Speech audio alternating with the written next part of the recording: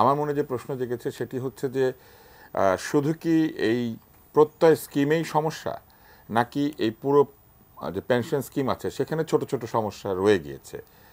এটা হচ্ছে প্রথম বিষয়। কেবলমাত্র যখন বিশ্ববিদ্যালয়ের শিক্ষকরা নিজেরা এই স্কিমের অধীনে চলে আসলেন তখন তারা প্রতিবাদ করতে শুরু করলেন, কিন্তু যে সমস্যাগুলির কথা তারা বলছেন এই সমস্যা তো বাকি স্কিমগুলি তো আছে। সকলেই তো ৭৫ বছর বয়সে গিয়ে পেনশন পাবে না। হ্যাঁ, এবং আরো আরো আছে, এরকম আরো সমস্যা আছে। তার মধ্যে আরেকটা বড় সমস্যা হচ্ছে ৬৫ বছর এবং ৬০ বছর। ওনারা ৬৫ বছর পর্যন্ত চাকরিও করবেন, কিন্তু আবার ৬০ বছরে কি পেনশনটা চাচ্ছেন নাকি ৬৫ বছরে চাচ্ছেন? যদি ৬৫ বছরে চান তাহলে তো ৫ বছর তাদেরকে বেশি পয়সা দিতে হবে, এবং পেনশন কিন্তু ৭৫ বছর বয়সে গিয়ে শেষ হবে। এখন এই আজীবনের যে সমস্যা এবং ৬৫ বছরের সমস্যা, এইগুলি কিন্তু ৬০ বা ৬৫ বছরের সমস্যা, এগুলি কিন্তু অন্য স্কিমও আছে।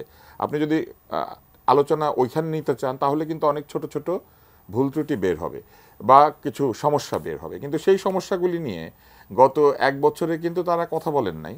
তারা শুধুমাত্র যখন নিজেরা আক্রান্ত হয়েছেন তখন তারা ক্ষতিগ্রস্ত হবেন বলে মনে করছেন। কেননা যারা এরই মধ্যে পুরনো স্কিমে আছেন তারা কি আসলে, ডক্টর নিজাম আপনি বলতে পারবেন যে তারা কি আসলে ১ জুলাইয়ের পরে এই স্কিমে চলে আসবে? তা তো না। ১ জুলাইয়ের পরে যারা চাকরিতে যোগ দেবে শুধু তারাই, তার মানে ভবিষ্যতের শিক্ষকদের জন্য তারা এখন আন্দোলন করছেন। তাহলে আমরা ধরে নিচ্ছি যে শিক্ষকরা এখনো যোগ দেন নাই তাদের জন্য আন্দোলনটা হচ্ছে। এটা হচ্ছে প্রথম। আর দ্বিতীয় হচ্ছে সুপার গ্রেড পাওয়া। এখন সুপার গ্রেডের প্রশ্ন যদি আসেন তাহলে এটা একটা সম্মানের বিষয়। বেতন বাড়ে না, কিছু বাড়ে না, হয়তো আসন কিংবা আমন্ত্রণ কিংবা কোথাও গেলে অগ্রাধিকার এইগুলি বাড়ে। এখন ধরেন ৪০৯টা প্রতিষ্ঠান আছে, সকলেই যদি সুপার গ্রেড চেয়ে বসে, অথবা যে কয়টি পাবলিক বিশ্ববিদ্যালয় আছে তারাও যদি প্রত্যেকে একজন করে সুপার গ্রেড চায়, অথবা একই সঙ্গে ধরেন প্রাইভেট বিশ্ববিদ্যালয়গুলি যে সুপার গ্রেড চাইতে শুরু করে যে তারা পাবেন আমরা পাবো না কেন, আপনি দেখবেন যে যখনই আমাদের দেশে কেউ কারো অধিকার ব্যক্ত করে তখন বলে আমরা তো বেশি কর দিই। বেশি কর দিলে আপনি বেশি টাকার সিগারেট বেচতে পারবেন, বেশি কর দেন এই জন্য আপনি একটা অস্বাস্থ্যকর বিষয় বেচতে পারবেন।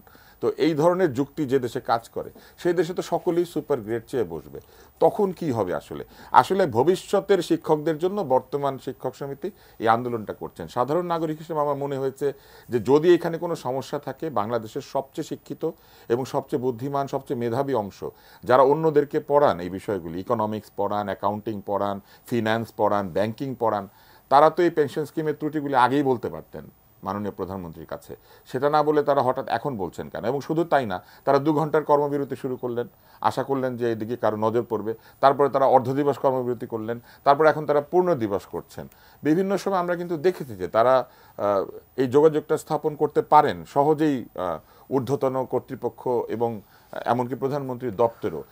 তাদের ভাইস চ্যান্সেলর আছেন, তিনি তো সরাসরি নিয়োগপ্রাপ্ত, এবং যে বিশ্ববিদ্যালয়ের চ্যান্সেলর তো মাননীয় রাষ্ট্রপতি, মহামান্য রাষ্ট্রপতি যেখানে বিশ্ববিদ্যালয়ের চ্যান্সেলর, তারা যোগাযোগ করতে পারছেন না। এই জিনিসটা ঠিক আমরা সাধারণ নাগরিকরা বিশ্বাস করতে পারি না। আর সবচেয়ে যেটা দুঃখজনক সেটা হচ্ছে যে আমাদের শিক্ষকরা শুধু তাদের দাবি দাওয়া নিয়ে আন্দোলন করছেন, সকলেই তো এই পেনশন স্কিমের আন্ডারে আসছেন। এটার ভুল ত্রুটি যদি কিছু থাকে আপনারা ব্ল্যাঙ্কেট বলেন যে কোথায় কি ভুল ত্রুটি আছে, সরকারের সঙ্গে তো নিশ্চয়ই কথা বললে সেটা সমাধান হবে।